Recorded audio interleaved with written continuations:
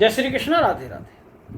धर्मानुरागी भाइयों, प्रत्येक व्यक्ति अपने जीवन में सुख, शांति, स्वास्थ्य, संपत्ति, सम्मान, स्थान, पद, प्रतिष्ठा, इन सब की पूर्ति करना चाहता है। और हमारे सनातन धर्म में भी 4 पुरुषार्थ बताए गए: धर्म, अर्थ, काम, मोक्ष। और पंचम पुरुषार्थ भगवत प्रेम प्राप्त करना, भगवत भक्ति प्राप्त करना। इन सब को प्राप्त करना मनुष्य जीवन का लक्ष्य है। और ये अगर प्राप्त हो जाए तो प्रत्येक मनुष्य चाहता है कि नित्य रहे, सदैव रहे। तो ये कैसे रहे? तो गोस्वामी तुलसीदास जी तो कहते हैं कि राजनीत बिन धन बिन धर्मा और हरि समर्पे बिन शत कर्मा। बोले राजनीति के बिना स्थिर नहीं रहेगा, धर्म के बिना स्थिर नहीं रहेगा, और कर्म जब तक सत्कर्म नहीं होंगे, जब तक प्रभु को समर्पित नहीं किए जाए। कहने का आशय है निष्काम भावना से न किए जाए।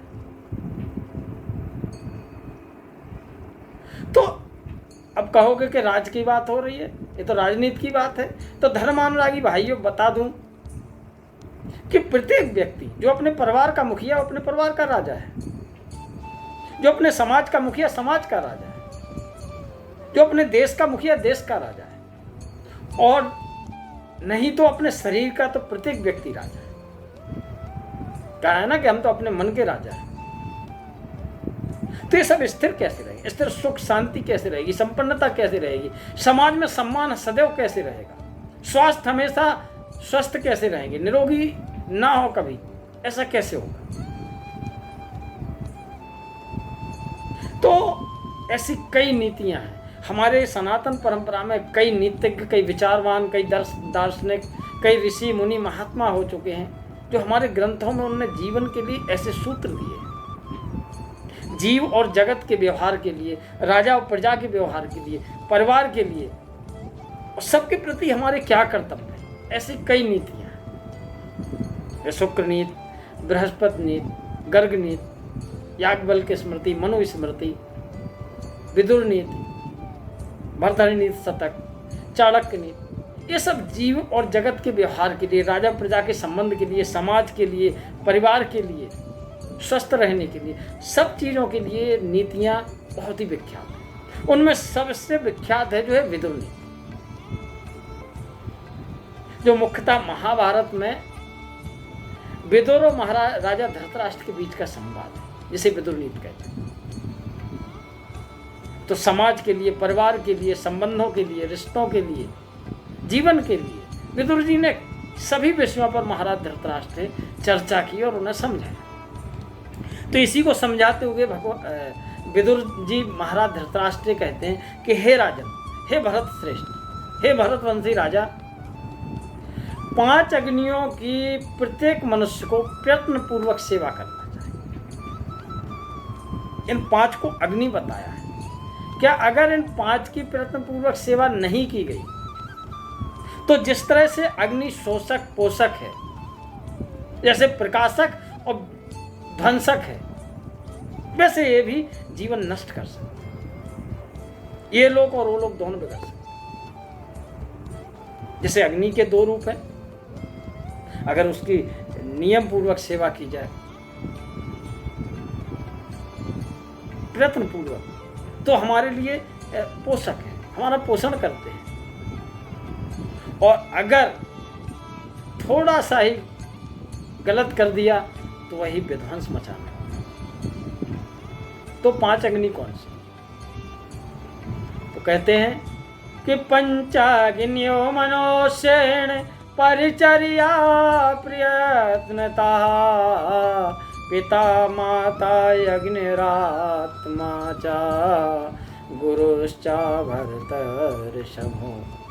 बोले 5 अग्नि हे भरत श्रेष्ठ कौन सी है? पिता, माता, अग्नि, आत्मा और गुरु। इन 5 को मनुष्य प्रयत्न पूर्वक सेवा करे तो अपने जीवन में सुख, शांति, संपन्नता, स्वास्थ्य, सम्मान सब कुछ प्राप्त कर सकते हैं। और इनका अगर अपमान कर दिया तो जीवन नष्ट हो जाए। तो सबसे पहले है पिता। पिता के लिए कहा गया है कि पिता धर्मा, पिता स्वर्गा, पिता ही परमम तपा, पितर प्रीतमापन्ने सर्वा प्रियंति देवता। अर्थात पिता ही धर्म है, पिता ही स्वर्ग है, पिता ही सर्वश्रेष्ठ तपस्या है, और पिता के प्रसन्न हो जाने पर सब देवता प्रसन्न होते हैं। कहा है कि सर्वतीर्थमयी माता सर्वदेवमया पिता मातरम पितरम तस्मात् सर्वयत्नेन पूजेत। बोले सभी तीर्थमयी यानी दुखों को हरण करने वाली माता है और पिता संपूर्ण देवताओं का स्वरूप है। अतएव प्रयत्न पूर्वक सब प्रकार से माता पिता की सेवा करें और जिसने माता पिता की सेवा की है वही इस समाज में सम्माननीय हुए, आदरणीय हुए, और जिनने माता पिता की सेवा नहीं की उनकी दुर्दशा हुई है, समाज में निंदनीय हुए। राम जी तो कहते हैं कि बड़भागी कौन है? बोले सुन जननी सोई सोत बड़ भागी जे पितु मात वचन अनुरागी। बोले हे माँ, वही पुत्र बड़ भागी है जो माता पिता के वचनों में अनुराग रखता हो, माता पिता के वचनों को मानता। और आजकल तो पुत्रों की परिभाषा ही दूसरी है। गोस्वामी तुलसीदास उनकी भी परिभाषा करते हैं। बोले अबला नन दीख नहीं जब लो सुत माँ नहीं मात पिता तब लो ससुरार प्यार लगी जब ते रिपु रूप कुटुम्ब भयो तब ते। वो गलत है। एक के लिए सबको नहीं छोड़ना है, चाहे कोई भी, सबके प्रति सामंजस्य बना के रखना। तो ऐसे जो माता पिता को कष्ट प्रदान करते हैं तो उनके लिए कहा है कि माँ नहीं मात पिता नहीं देवा साधुन सन करवा वही सेवा जिनके आचरण भवानी ते जानो निश्चर सब प्राणी। बोले जो इस तरह के वो राक्षस निश्चर है। और ऐसे हमारे शास्त्रों में श्रीमद् भागवत में दोनों तरह के पुत्रों का वर्णन मिलता है। भागवत महात्म्य में धुंधकारी और गोकर्ण की कथा। धुंधकारी ने अपने माता पिता को कष्ट दिया तो उसकी कितनी बुरी दुर्दशा हुई। 5 वेश्याओं ने उसको गला घोट के मारने की कोशिश की। जब गला घोटने पर नहीं मरा तो उसे अंगारों से जलाया और उसे जिंदा ही जमीन के अंदर दफन कर दिया और मृत्यु के पश्चात उसकी प्रेत योनि बनी, जो गोकर्ण ने श्रीमद् भागवत कथा सुना करके उसको मुक्ति दिलाई। कंस ने अपने पिता का अपमान किया,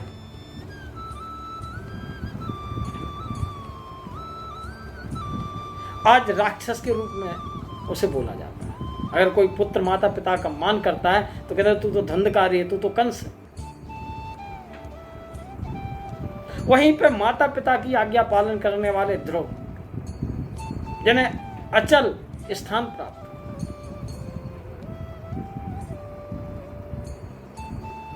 वहीं भीष्म पितामह पिता की आज्ञा मानने से, पिता की पूजा करने से, पिता का सम्मान करने से इच्छा मृत्यु का वरदान प्राप्त हुआ। और आज भी पितरों के तर्पण करने पर भीष्म तर्पण दिया जाता है। वहीं राघवेंद्र सरकार राम जी, श्रवण कुमार, तो माता पिता की सेवा करने से ही हमें परम स्थान प्राप्त हो सकता है और माता पिता के ऋण से कभी ऋण नहीं हो सकता। जो कष्ट माता पिता ने भाई बहनों सबके पालन पोषण रक्षण शिक्षण में कष्ट सहा है, वो कष्ट हम नहीं सह सकते। और आज की बड़ी दयनीय स्थिति है कि एक माता पिता अभावों के अंदर भी 4-4 पुत्र पुत्रियों का पालन पोषण संरक्षण शिक्षण ये सब कर लेते हैं। वहीं पर 4-4 पुत्र और पुत्रियां एक माता पिता का पालन पोषण नहीं कर पाते। संपत्ति की पर नजर रहती है और संपत्ति का बंटवारा करने के बाद अगर पिता का हिस्सा दे दिया जाए तो कहते हैं जो उसका हिस्सा लेगा वही उनकी सेवा करेगा। यहां तक होता है कि माता मेरे साथ रहेगी, पिता तुम्हारे साथ रहेंगे। जो जीवन भर साथ रहे हैं, सुख दुख में साथ रहे हैं, उन्हें आजकल के भाई बहन अलग कर देते। एक पश्चात संस्कृति हो सकती है, हमारी सनातन संस्कृति नहीं, क्योंकि कहा गया है ना, मातृ देवो भव पितृ देवो भव, मातृ देवो भव पितृ देवो भव। माता पिता देवता के समान। तीसरा बताते हैं विदुर जी, तो इसमें अगर और ज़्यादा सुनना है तो जननी जन्मभूमिश्च स्वर्गादपि गरीयसी की वीडियो चैनल में है, आप उस पर देख सकते हो। तीसरा है अग्नि। अग्नि जो है, जो बताया कि शोषक भी है और पोषक भी, क्योंकि अगर अग्नि हमारा भोजन को पकाता भी है, भोजन का संवर्धन भी करता है, अगर उसमें टेम्परेचर सही नहीं है तो भोजन सही से पकेगा नहीं, फसल सही से पकेगी नहीं। और हमारी सनातन धर्म परंपरा में तो अग्निहोत्र का एक नियम होता था। अग्निहोत्र की आग कभी बुझती नहीं थी, नित्य प्रति हवन किया जाता था, जिसके हवन करने से वायु प्रदूषण दूर होता था और हमारे 10 मीटर के इर्द गिर्द एक सुरक्षा कवच बनता था। जब अग्नि में गाय का घी उपलों के ऊपर डाला जाता था तो उसमें एक सुरक्षा कवच बनता था, जिससे हमारा स्वास्थ्य सही रहता था। और भगवान तो कहते हैं गीता में कि अहम वैश्वानरो भूत्वा प्राणिनाम देहमाश्रिता प्राणापान समायुक्ता पचाम्यन्नम चतुर्विधम। बोले मैं पाचन अग्नि के रूप में समस्त शरीरों में स्थित रहता हूँ, जो प्राणवायु और अपान वायु को संतुलित रखते हुए, अग्नि के द्वारा ही हमारे प्राण और अपान दोनों संतुलन में रहते हैं। और संतुलन में रखते हुए 4 प्रकार के चबाने वाले, पीने वाले, चाटने वाले, चूसने वाले अन्नों को पचाता। और धर्म प्रेमी बंधुओं, हमारे शरीर में भी अग्नि का बड़ा महत्व है। भूख, प्यास और निद्रा ये अग्नि के कंट्रोल में ही रहते हैं। अगर हमारी अग्नि सही नहीं है, हमारे शरीर का टेम्परेचर सही नहीं है, तो लोग कहते हैं बीमार। और अगर हमारी वैश्वानर रूपी जो पाचग्नि है वो सही नहीं है, तो ना तो ढंग से सो सकेंगे, ना ढंग से खा सकेंगे, तो क्या होंगे? बीमार हो जाएंगे। तो हमें अपने शरीर की जो है अग्नि को संतुलन में रखना है, और बाहर जो है अग्नि को संतुलन में रखना है। नित्य अगर हो सके तो अग्निहोत्र करें, हवन करें। हवन से क्या है, वातावरण का जो प्रदूषण है वो समाप्त होता है। ये सबको पता है कि शायद भोपाल गैस कांड में जहाँ यज्ञ हो रहा था वहाँ पर उस गैस का असर नहीं हुआ। तो जो कीटाणु विषाणु वातावरण में होते हैं, और जब हम गाय के घी के द्वारा हवन करते हैं तो ये सब नष्ट हो जाते हैं। और अगर गांव देहात में जाओ तो हमारी माताएं तो रोज ही अग्निहोत्र करती हैं। जैसे पहले रोटी तवे के ऊपर पड़ती है, चूल्हे के ऊपर पड़ती है, और रोटी सिक के आती है, तो उससे एक टुकड़ा निकाल करके अग्नि में हवन कर देते, क्योंकि सबका उपकार है हमारे ऊपर। और अग्नि का तो सबसे ज्यादा उपकार है, प्रत्यक्ष है। अगर मनुष्य के शरीर में अग्नि है, जब तक मनुष्य चल फिर रहा है, कहीं भैया अब तो ठंडे पड़ गए, खत्म। और वही क्रोधाग्नि अगर कंट्रोल से बाहर हो जाती है तो पूरे परिवार को जला के नष्ट कर देती, समाज को जला के नष्ट कर देती, चाहे वो कामाग्नि हो चाहे क्रोधाग्नि हो। और वही अगर हम उपयोग करते हैं ज्ञानाग्नि का, तो ज्ञानाग्नि दग्ध कर्माणि तमाहु पंडिता बुधा। ज्ञान अग्नि के द्वारा हम अपने कर्मों को नष्ट कर सकते हैं, ताकि क्या होगा, मुक्त हो जाए। यस्त सर्व समारंभा काम संकल्प वर्जता ज्ञानाग्नि दग्ध कर्माणि तमाहु पंडितम बुधा। ऐसे मनुष्य को जो ज्ञानाग्नि के द्वारा अपने कर्मों को नष्ट कर देता है, जिससे फल नहीं मिलेगा, तो ये पुनर्जन्म पुनर्मरणम का समाप्त हो जाए। तो अग्नि का इतना महत्व है हमारे शरीर में, चाहे वो पाचग्नि अग्नि के रूप में हो चाहे क्रोधाग्नि के रूप में। जब जरूरत हो तब क्रोध कीजिए, हमेशा नहीं गुस्से में रहें। चाहे वो प्रेमाग्नि हो, किसी भी अग्नि को इतना प्रज्वलित मत कर दो, उसका सदुपयोग करो। दुरुपयोग करोगे तो चाहे वो शरीर हो, चाहे संपत्ति हो, चाहे सम्मान हो, चाहे परिवार हो, चाहे समाज हो, नष्ट हो जाए। तो अग्नि का सेवा बड़े प्रयत्नपूर्वक करना। तीसरा आता है आत्मा। आत्मा के बारे में कहते हैं कि ईश्वर अंश जीव अविनाशी चेतन अमल सहज सुख राशि। ये ईश्वर का अंश है प्रत्येक जीवन। और मैं एक चीज और बता दूं कि ये जो वैश्वानर रूपी अग्नि है, पेड़ पौधों पशु पक्षी सबके अंदर ये पाचन शक्ति के रूप में विराजमान है, जो स्वयं भगवान का रूप है। हाँ, तो आत्मा की बात कर रहा था मैं। तो ईश्वर अंश जीव अविनाशी चेतन अमर सहज सुख राशि, ये भगवान का अंश है। लेकिन होता क्या है कि जिस तरह से आकाश से एक बूंद गिरती है, वो बिल्कुल निश्चल निष्कपट, जिसमें कोई धूल मिट्टी कूड़ा करकट कुछ भी नहीं होता है, शुद्ध जल आता है। लेकिन जैसे ही जमीन पर गिरती है तो धूल मिट्टी कंकड़ पत्थर जो भी कचरा है उसके साथ मिल जाता है। इसी तरह से जीव का होता है। जब भगवान से निकल के आता है, चेतन के अंश से आता है, तो उस समय जैसे ही भूमि परत भा ढावर पानी जिम जीवहि माया लपटा, जैसे जमीन पर गिरता है तो माया उसे अपने घेरे में ले लेती। तो माया का परिवार है, जैसे बड़ा होता है तो उसके अंदर काम क्रोध लोभ मोह ये सब चीजें आ जाती हैं। तो आत्मा की उन्नति कैसे करनी है, इसमें जो विदुर जी कह रहे हैं, आत्मा का तात्पर्य हुआ अंतःकरण।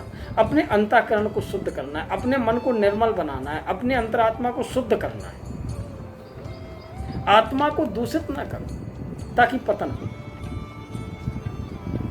क्योंकि अपने द्वारा ही आदमी अपना उद्धार कर सकता, अपने द्वारा ही आदमी अपना सर्वनाश कर सकता। तो निर्मल मन जन सो मोहि पावा और मोह कपट छल छिद्र न भावा। कहते हैं कि ईश्वर अंश भगवान का अंश है, फिर उसके चेतनता आना चाहिए। और जब चेतनता आएगी तो हमारे अंदर जो काम क्रोध लोभ मोह दोष ईर्ष्या जलन ये सब चीजें इन्हें हटा देंगे, तो फिर क्या होंगे, निर्मल हो जाएंगे। और जब हमारे अंदर के सारे दोष विकार समाप्त हो जाएंगे तो फिर सहज हो जाएंगे। और जैसे ही हम सहज होंगे वैसे ही हम मुक्त हो जाएंगे और उस परम सत्ता से के दर्शन हमें हो। महाभारत में भी कहते हैं अर्जुन से भगवान श्री कृष्ण कि अगर तुम्हें अपनी आत्मा शुद्ध करनी है तो उसके लिए क्या करना है। क्या आत्मा को एक नदी का रूप बताया है। आत्मा नदी संयम तोय पूर्णा सत्य हृदय शील तटा दयोर्मी तत्रा होगा हम कुरु पांड पुत्रा न वारिणा शुद्ध्यंति चांतरात्मा। बोले आत्मा रूपी नदी में संयम रूपी जल भरिए और शील रूपी तट। शील के दो रूप, बड़ों के प्रति सम्मान, छोटों के प्रति प्रेम और बराबरी वालों के प्रति प्रेम और छोटों के प्रति करुणा। शील तथा दयोर्मी और सभी प्राणियों के प्रति दया, सर्वभूत हिते रता।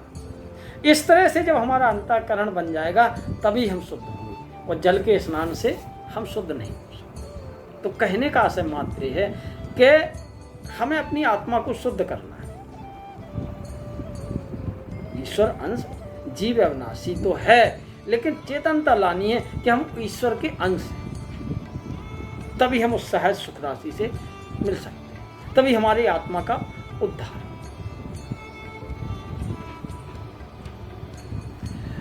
बाकी पांचवा कहते हैं कि गुरु का बड़ा महत्व है, क्योंकि माता पिता के जन्म देने के बाद जो संस्कार सदाचार विचार सुविचार जो भी आता है वो गुरु के द्वारा आता है। एक अच्छे मार्गदर्शक के द्वारा हमारे जीवन में एक अच्छा मार्गदर्शक होगा, तभी हम उन्नति को प्राप्त करेंगे, तभी हम कोई स्थान प्राप्त कर पाएंगे, तभी कहीं सम्मान प्राप्त कर पाएंगे।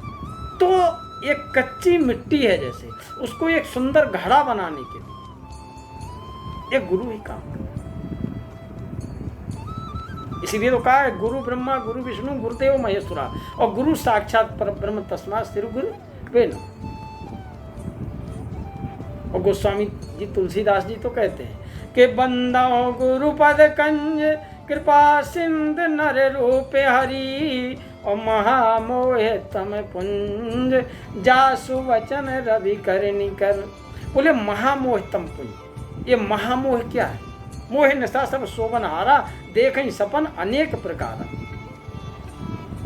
ये मोह रूपी रात्रि है, इसमें नाना प्रकार के हम स्वप्न देखते हैं। तो इन स्वप्नों से, इस रात्रि से, इस अंधकार से छुटकारा देने वाले गुरु जी की एक वचन ही किरण के समान आकर के हमारा जीवन का सुधार करे। कहा है गुरु कुमार शिष कुंभे गड़ गड़ काड़े खोट, ओ अंदर हाथ लगाए के बाहर मारे चोट। बोले गुरु को एक कुम्हार की उपमा दी गई। जिस तरह से एक कुम्हार एक सुंदर घड़ा बनाने के लिए अंदर हाथ लगाता है, ऊपर से हथौड़ा मारता है, तब सुंदर आकृति बनती है, और फिर वो कुम्हार उसे तपाता है, फिर जाके वो पक्का बनता है। इसी तरह से गुरु की भूमिका प्रत्येक व्यक्ति के जीवन में, उसको सुंदर घड़ा, फिर उसके अंदर ठंडा जल होता है तो कई लोगों की प्यास बुझाता है। इसीलिए तो कहा कि बंदाओं गुर पद पद में परागा, सरच सुवास सरस अनुरागा। बोले गुरु के पद के पंकजों की वंदना कर रहे हैं तुलसीदास जी। वो कहते श्री गुरु पद नख मन ज्योति, और सुमरत दिव्य दृष्टि ही होती। गुरु के चरणों का स्मरण करने मात्र से ही दिव्य दृष्टि प्राप्त हो जाती है। वो दृष्टि कौन सी है? कि वो गे रही विमल बिलोचन ही के, और मिटही दोष दुख भव रजनी के। पूरे संसार रूपी रात्रि के जितने भी दोष हैं, जितने भी दुख हैं, जितने भी भय हैं, वो सब नष्ट हो जाते हैं। तो गुरु का इतना महत्व। जगदम्बे पार्वती मैया तो कहती हैं, जिस समय सप्तर्षि उनका परीक्षा लेने गए तो पूछते हैं किसने आपको उपदेश दिया? बोले नारद जी ने। बोले नारद जी ने। बोले नारद सिख जो मान नर नारी, अवस होए तज भवन भिखारी। बोले कैसी बात करे हो? और नारद से किसी का घर बसा है क्या? जिसने उनका सब शिक्षा ले ली वो भिखारी हो गया। और भगवान शिव के लिए तुम्हें बताया है? बोले जब इनके घर है ना, द्वार है ना, कुछ स्थान है ना, कपड़े ना, ना लगता है ना, ये गलत है। तो माता जगदम्बा कहती हैं कि आप कहीं सतवार महेशु, और तजहो न नारद करे उपदेशु। देखो गुरु के प्रति कितनी आस्था है जगदम्बा की, कि जिस साधन जिसके लिए तपस्या कर रही है, अगर वही आकर के खड़े हो जाएं कि तपस्या करना छोड़ दो, तो नहीं मानेंगे। स्वयं महेश आकर के कहें तो नारद का उपदेश नहीं छोड़ो। नारद वचन न मैं परिहरऊं, बसय भवन उजरई नहीं डरा। बोले चाहे मेरा घर बसे या उजर जाए, लेकिन मैं गुरु के वचनों को नहीं त्याग सकता। बोले क्यों? सप्तऋषि बोले तो कहती हैं मैया कि गुरु के वचन प्रतीत न जेहि, और सपने हो सुगम न सुख सिद्धते ही। बोले गुरु के वचनों पे जिसको विश्वास नहीं है, उसको हमेशा स्वप्न में भी सिद्धि और सुख प्राप्त होता है। तो गुरु के वचनों का इतना है। सदगुरु वचन वेद विश्वासा। गुरु के वचन जो है इतने विश्वास होना चाहिए। तो गुरु के वचन जो नहीं मानता, गुरु के वचनों पर जिससे विश्वास नहीं होता है, उसे स्वप्न में भी सुख और संपत्ति नहीं। तो हमें करना क्या है कि गुरु की उनकी आज्ञा, उपदेश, इच्छा और उनकी प्रसन्नता में जीना ही उनकी सेवा है। और हम भले ही उनके साथ नहीं हैं, क्योंकि साथ रहने में कभी कभी कमजोरियां दिखाई देने लगती हैं। गुरु शिष्य का संबंध इतना वो रहता है कि जैसा गुरु आचरण करते हैं वैसा आचरण करो। खाली ये नहीं कि गुरु जी को वस्त्र दे दिया, गुरु जी को दान कर दिया तो हो ना। गुरु जी की आज्ञा का अक्षर सा पालन करना है। जैसे शबरी को बोल गए मतंग ऋषि कि एक दिन राम आएंगे, तो बचपन से लेके उसने बुढ़ापे तक जाके प्रतीक्षा की और एक दिन राघवेंद्र सरकार पहुंच गए। तो गुरु के वचनों में विश्वास होना चाहिए कि गुरु के वचन प्रतीत न जेहि सपन्यों सुगम न सुख सिद्ध ते ही, सुख और सिद्धि प्राप्त हुई। तो गुरु के वचनों में प्रत्यक्ष की तरह विश्वास होना चाहिए। तो कहा है कि इनकी सेवा पूजा सम्मान करने से मनुष्य का 4 चीजें बनती हैं। अभिवादन शीलस्य नित्य वृद्धोपसेवना चत्वार तस् वर्धन्ते आयुर्विद्या यशो। तो विदुर जी ने विदुर नीति के अंदर ये 5 का बोला है कि हे राजन, इन 5 की सेवा प्रयत्न पूर्वक करने से मनुष्य का जीवन सुधर जाएगा, और जो अपमान कर दिया तो मनुष्य का जीवन नष्ट हो जाएगा। जैसे धुंधकारी की दशा हुई, कंस की दशा हुई। वो कहा भी है कि राखे गुरु जो कोप विधाता, और गुरु कोप नहीं को जग त्राता। गुरु के गुस्सा होने पर कोई रक्षा नहीं कर सकता, और अगर ब्रह्मा भी एक बार नाराज हो जाए तो गुरु रक्षा कर सकता। इसीलिए तो कहा है कि गुरु गोविंदो खड़े काके लागो पाए, और बलिहारी गुरु आपने गोविंद दियो बताए। तो विदुर जी ने कहा कि इन 5 का हे भरत श्रेष्ठ बड़े यत्न पूर्वक सेवा करनी चाहिए, तो जीवन में सुख शांति स्वास्थ्य संपत्ति संपन्नता सम्मान ये सब स्थिर रहेंगे।